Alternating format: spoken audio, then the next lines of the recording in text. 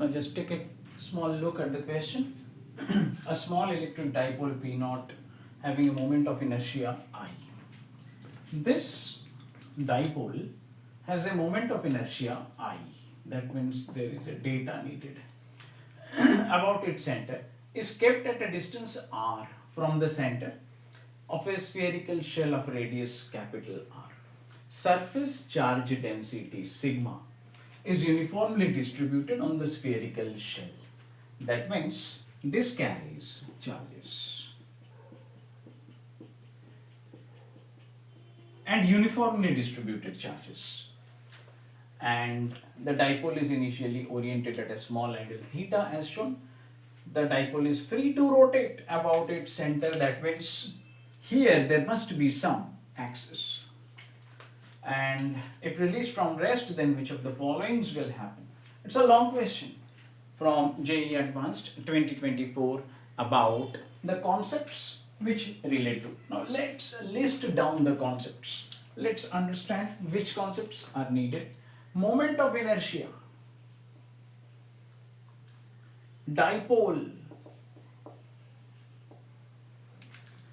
torque, and SHM, oscillations. See this. A wonderful question from JEE Advanced 2024.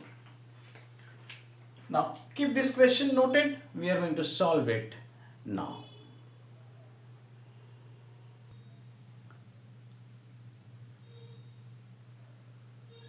Now when we go for attempting to solve this question, we have a distribution of charges here. On the surface of the spherical shell, the charges will definitely create fields all around it. At a distance small r from the center of this shell, here definitely we shall get some electric fields. And the electric field will be directed along the radially outward directions from this point. Since this is a small dipole, we can assume that its dimension, its length is far lesser than this radius of capital R. That means this dipole is currently being acted upon by an electric field. Let's zoom on that situation. Let's have that dipole here. And if this is the situation, that if this is the vector of P naught, then definitely I have a negative charge here, minus Q, and a positive charge here, plus Q, with a distance of separation maybe as D and an axial point at the center. This dipole is at an angle theta with respect to the vertical when it is released. Electric field comes from below in a single direction. This electric field will act upon both the charges. It will repel this charge away and it will attract this charge, generating a torque and angular acceleration alpha. The charges also have mass.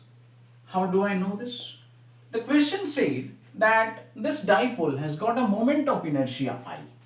So definitely the charges have got mass. This is a particle which has got mass and a charge, and definitely then the torque due to the weight, would cancel. Mg torque would cancel on both sides. So definitely that is not to be taken care. Torque due to Mg cancels. Then electric field is the lone factor which will affect the rotation of the dipole. The basic question that arises here is, would the dipole go and straight get rotated, or would it undergo oscillations? And why would it undergo oscillations? Now see, if the torque is to be released from this point, then it will gradually attain a vertical position.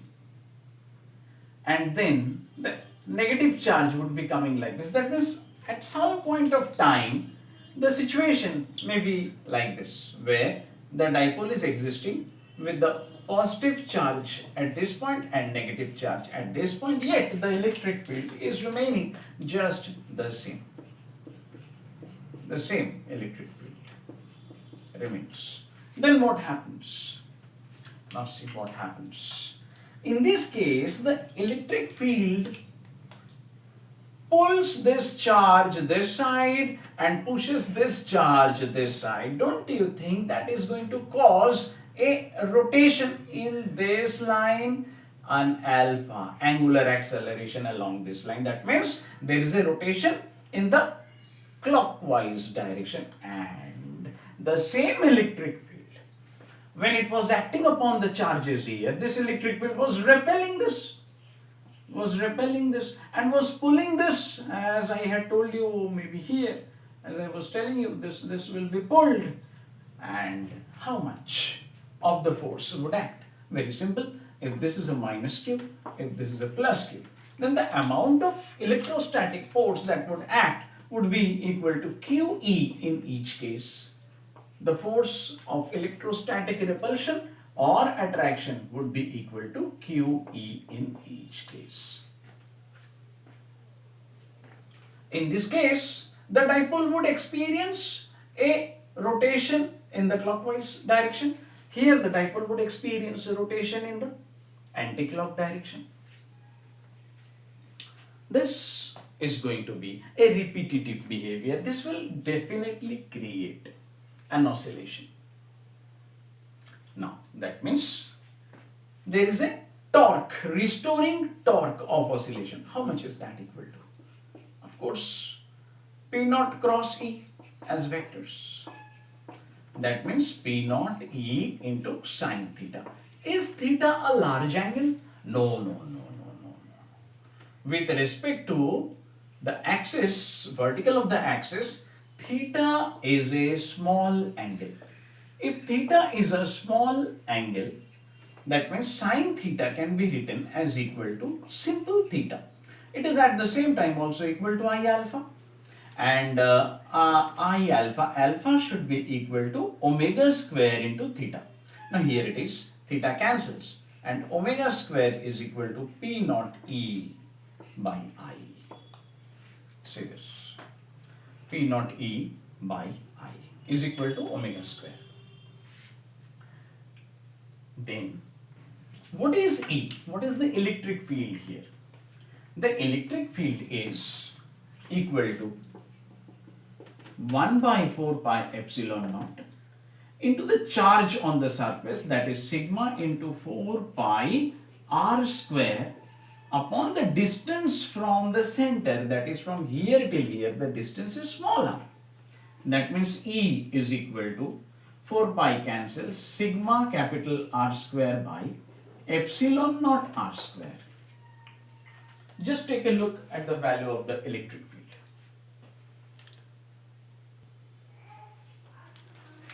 This electric field is going to be used at this position to calculate omega.